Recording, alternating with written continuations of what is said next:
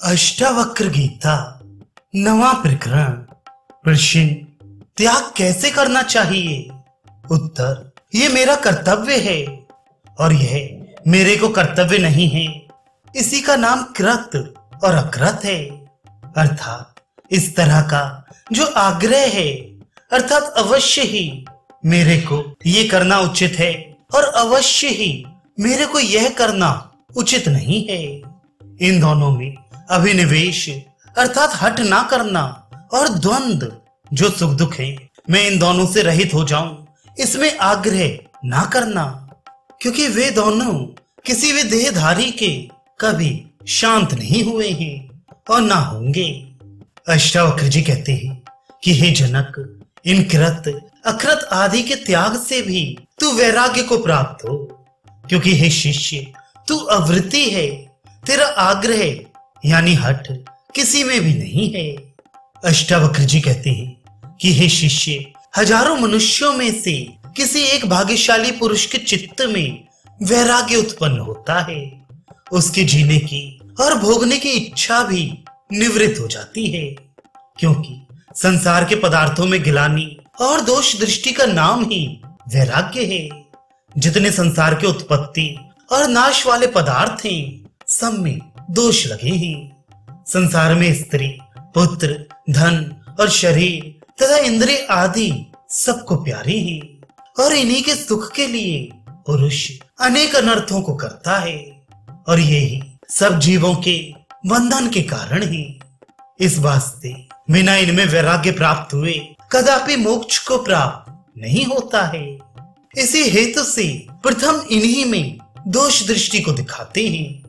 योग वशिष्ठ में कहा है, बड़ी भारी दुर्गंध से युक्त जो माता का उदर है और जो जठराग्नि प्रदीप थे, उस गर्भ में आकर जो जीव को दुख होता है, उससे कुंभी पाक नरक का भी दुख कम है।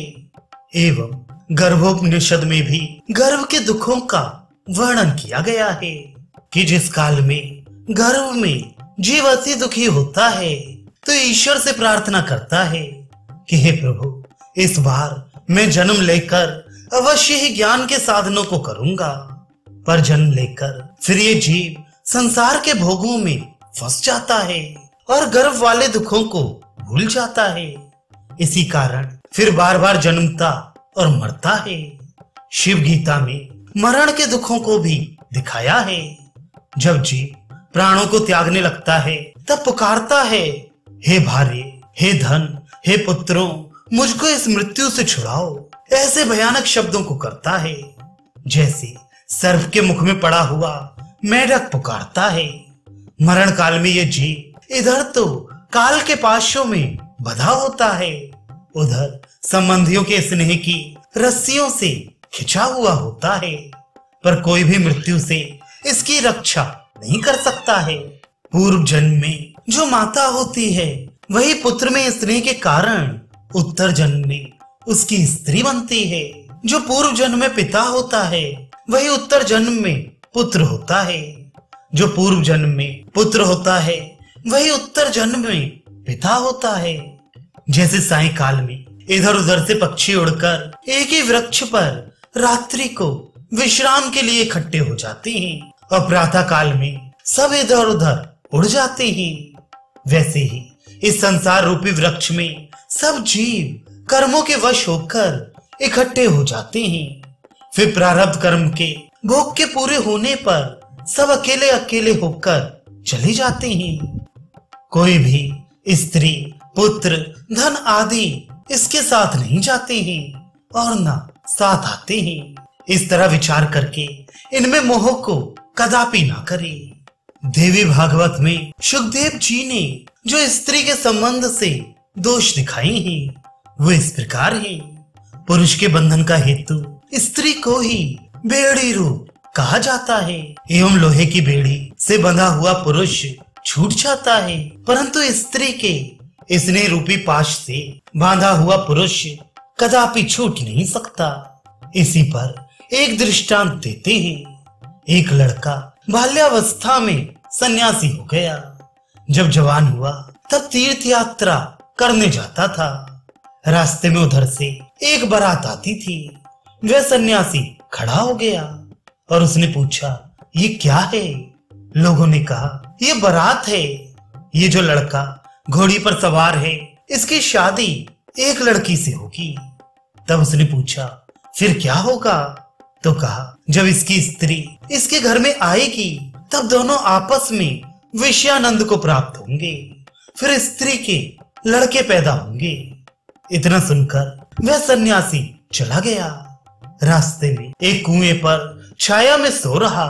तब उसने स्वप्न देखा कि मेरी शादी हुई है, स्त्री आई है और मैं उसके साथ सोया हूँ। उस स्त्री ने कहा, थोड़ा सा पीछे हटो। जब वह हटने लगा तब वह धम्म से कुएं में गिर पड़ा। गिरने की आवाज को सुनकर लोग दौड़कर कहने लगे कि किसने तुझको कुएं में गिरा दिया? उसने कहा, स्वप्न की स्त्री ने मेरे को कुएं में गिरा दिया है। ना मालूम जागृत की स्त्री पुरुषों की क्या दुर्दशा करती होगी।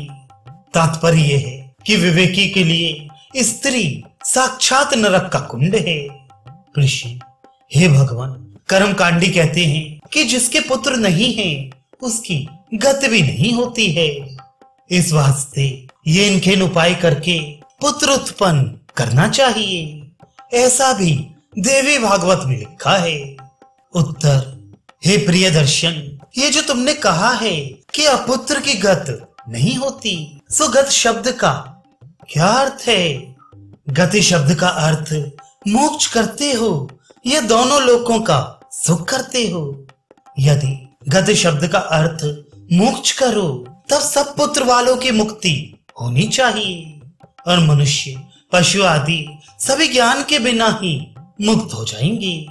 और सुखदेव, वामदेव आदि की मुक्ति शास्त्रों में लिखी है, सो ना होनी चाहिए क्योंकि उनके कोई पुत्र नहीं था। लोगों ने पुत्र के संबंध से बड़े दुख उठाए हैं, इसलिए पुत्र से गति कहने वाले वाक्य अर्थवाद रूप हैं। राजा दशरथ ने राम जी के वियोग में प्राणों को त्याग दिया था।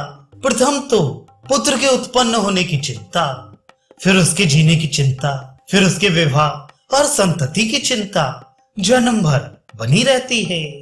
बड़े होने पर पिता की वृद्धावस्था में पुत्र धन आदि को ले लेते हैं और सेवा आदि कुछ भी नहीं करते। अतः पुत्र भी विवेकी पुरुष के लिए दुख के हेतु हैं। इसी तरह और भी जितने विषय हैं सो सब दुख के ही कारण हैं। विवेक चूड़ामणि में कहा है, स्त्री पुत्र धन आदि विषय महान पाश हैं जिनका त्यागना अति कठिन है। जो पुरुष उन पाशों से रहित है वही मुक्ति का अधिकारी है। दूसरा, षट शास्त्रों का जानने वाला पुरुष भी मोक्ष का अधिकारी नहीं है। अष्टावक्र जी कहते हैं कि संपूर्ण विषय वासनाओं से रहित संसार में लाखों में कोई एक ही वैराग्यवान जीवन मुक्त कहा जाता है।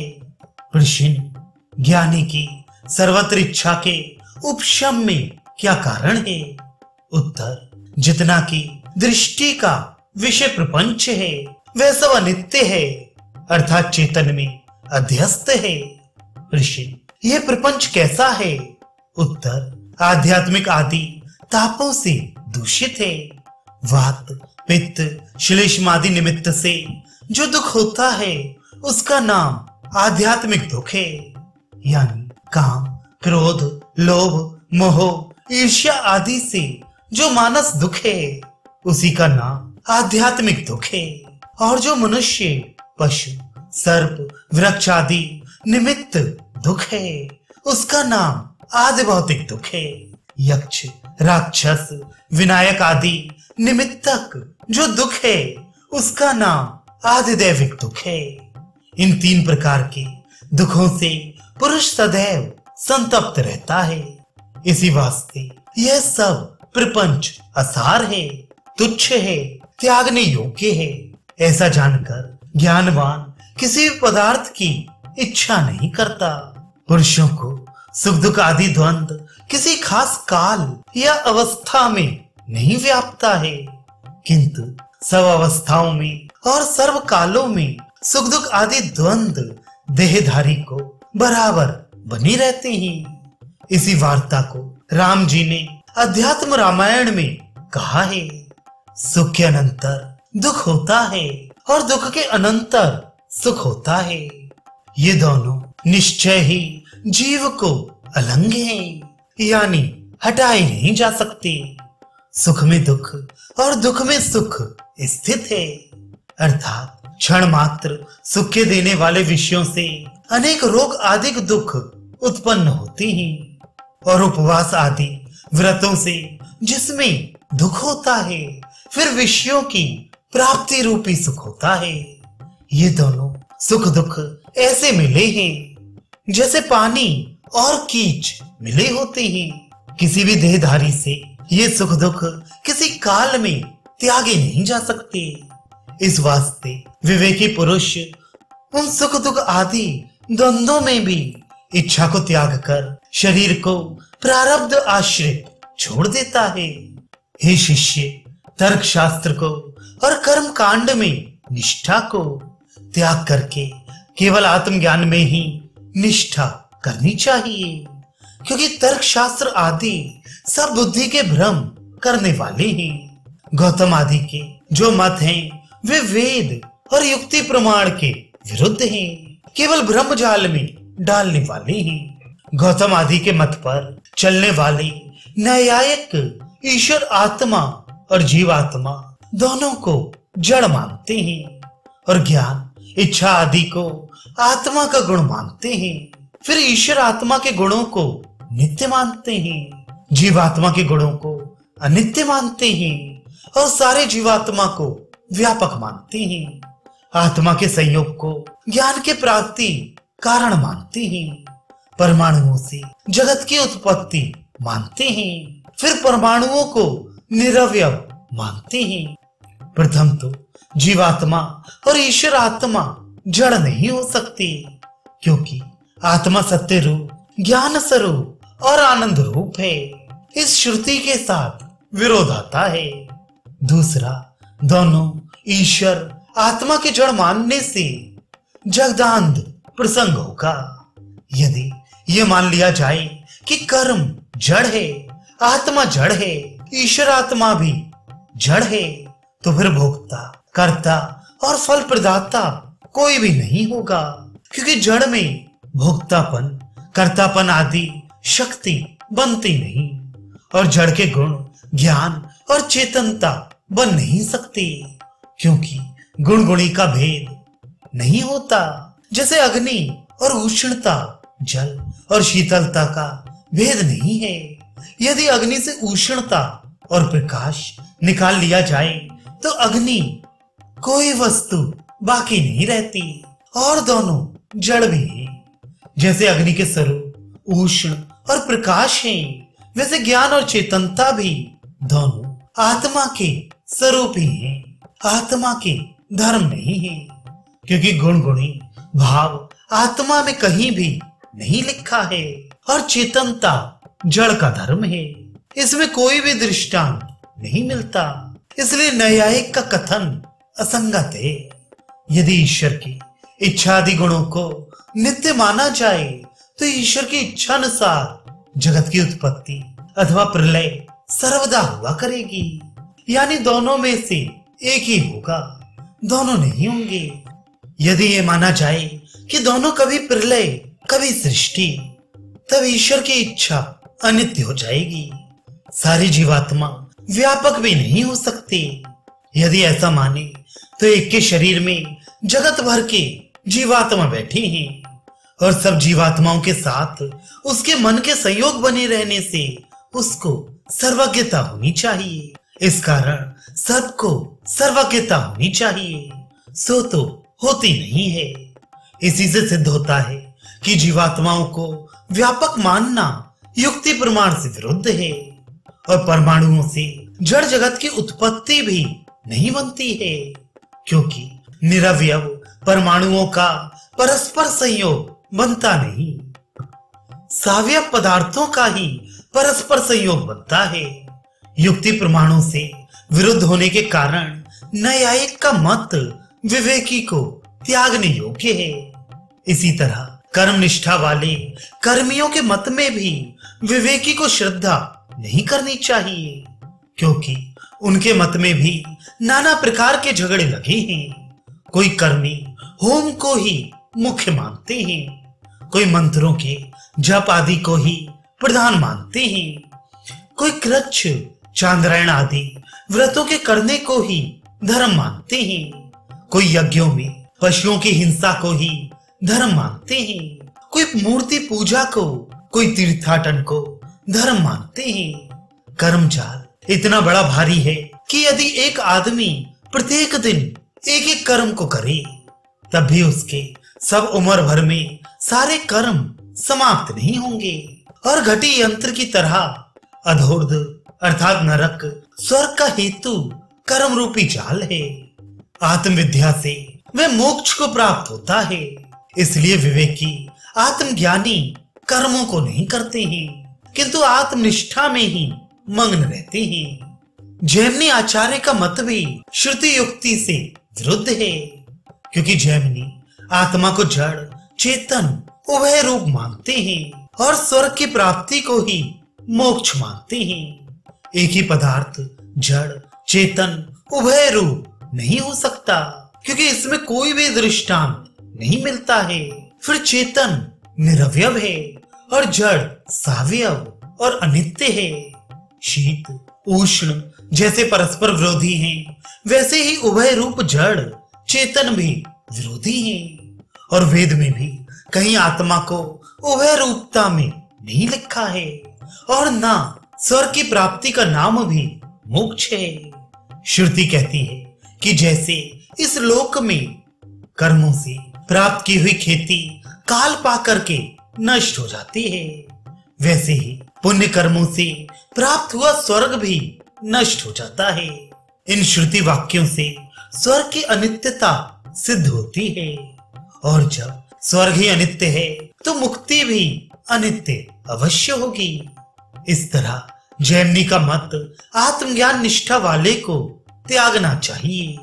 अष्टावक्र जी कहते हैं कि हे जनक, जिसने विषय वासना को त्याग कर शत्रु और मित्र में समबुद्धि करके और श्रुति के अनुकूल युक्ति से सच्चिदानंद रूप अपने आत्मा का साक्षात्कार किया है, और जिसने अपने को ही सर्व रूप से अनुभव किया है, उसने संसार से अपने को तारा है, दूसरे ने नहीं। हे जनक, तुम अपने ही पुरुषार्थ से मुक्त होगे, दूसरा करके नहीं होगे। ऋषि, संसार में लोग कहते हैं कि गुरु शिष्य को मुक्त कर देता है। आप उसके विरुद्ध ऐसा कहते हैं कि शिष्य अपने पुरुषार्थ से ही मुक्त होता है। ये क्या बात है? उत्तर, हे प्रिय दर्शन, संसार के लोग प्रायः अज्ञानी मूर्ख होते हैं। वे शास्त्र के तात्पर्य को और गुरु शिष्य शब्दों के अर्थ को नहीं जानते हैं, क्योंकि वे कामना वाले होते हैं। जैसे ही संसारी लोगों ने मान रखा है कि गुरु हमको पापों से छुड़ा देगा, ऐसा उनका मानना दुख का जनक है, क्योंकि वेद और शास्त्र में कान में मंत्र फूकने वाले को गुरु नहीं लिखा है, किंतु जो अज्ञान और ज्ञान के कार्य जन्म मरण रूपी संसार से आत्मज्ञान उपदेश करके छुड़ा दे और चित्त के संशयों को दूर कर दे, उसका नाम गुरु है। मंत्र फूकने वाले का नाम गुरु नहीं है। रामचंद्र जी ने वशिष्ठ जी के प्रति हजारों शंकाएं की थी, और जब सबका उत्तर वशिष्ठ जी ने देकर राम जी को संशयों से रहित करके आत्मा का बोध करा दिया, तब राम जी ने वशिष्ठ जी को गुरु माना। अर्जुन ने श्री कृष्ण जी के प्रति हजारों शंकाएं की थी। जब अर्जुन को भगवान ने विराट रूप दिखाया, तब उनको अर्जुन ने गुरु माना। इसी तरह और भी पूर्व जितने श्रेष्ठ पुरुष हुए हैं, उन्होंने चित्त के संदेह दूर करने वाले को ही गुरु माना है।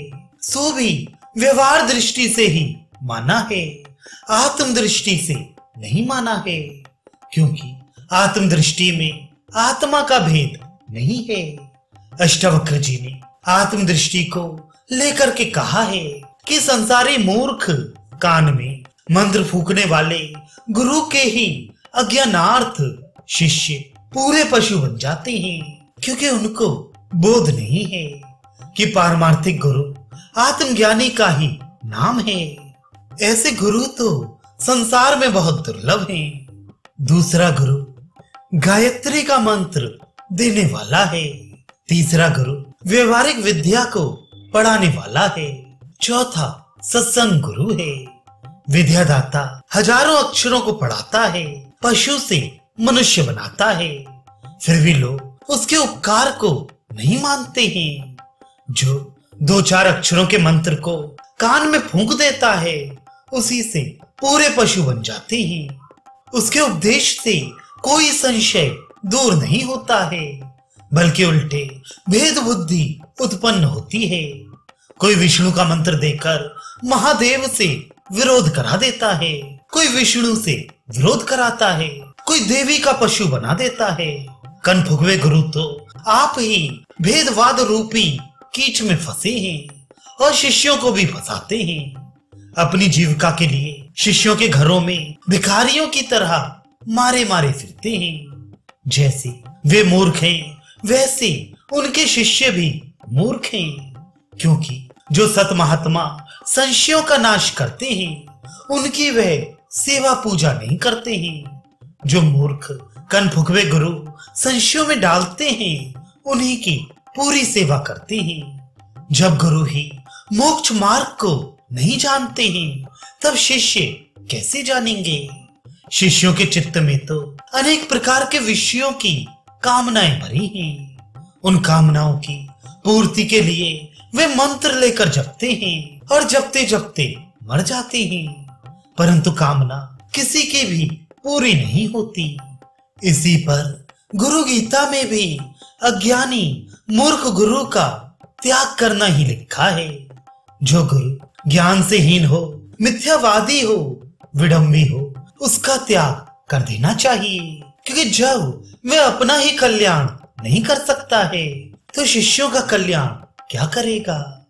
ऐसे मूर्ख अज्ञानी गुरु के त्याग में बहुत से शास्त्रोक्त प्रमाण हैं, पर मूर्ख अज्ञानी लोग कुकर्मी मूर्ख गुरुओं को त्यागते नहीं हैं, क्योंकि प्रथम तो लोग आत्मा के ही कल्याण को नहीं जानते हैं।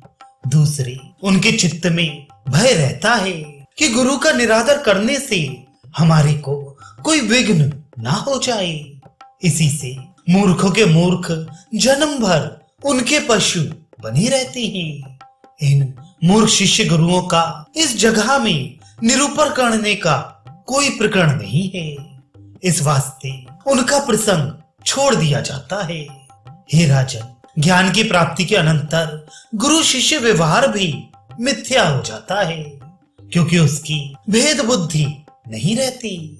हे जनक, भूतों के विकार जो देह इंद्रिय आदि हैं, उनको यथार्थ रूप से तुम भूत मात्र देखो, आत्म रूप करके उनको तुम मत देखो। जब तुम ऐसे देखोगे, तब उसी क्षण में शरीर आदि से पृथक होकर आत्म स्वरूप में स्थित हो जाओगे, और उनका साक्षीभूत आत्मा भी तुमको करामलकवत प्रत्यक्ष प्रतीत होने लगेगा। प्रश्न, पूर्वोक्त युक्ति से जब पुरुष आत्मा को भी जान लेगा, तब फिर उसमें उसकी निष्ठा कैसे होगी? उत्तर, विषयों की जो अनेक वासनाएं हैं, वही संसार हैं, अर्थात बंधन है। योग वशिष्ठ में कहा है, वासनाएं 3 प्रकार की हैं। पहली लोक वासना, अर्थात स्वर्ग आदि उत्तम लोक की प्राप्ति मुझको हो। दूसरी शास्त्र वासना, अर्थात सब शास्त्रों को पढ़कर मैं ऐसा पंडित हो जाऊं कि मेरे तुल्य दूसरा कोई ना हो। तीसरी शरीर की वासना, अर्थात मेरा शरीर सबसे सुंदर और पुष्ट सदैव बना रहे। इन तीनों प्रकार की वासनाओं के त्याग करने से पुरुष बंध से छूट जाता है और उसका चित्त आत्मा में भी स्थिर हो जाता है। प्रश्न, समस्त वासनाओं के त्याग कर देने से शरीर की स्थिति कैसी होगी?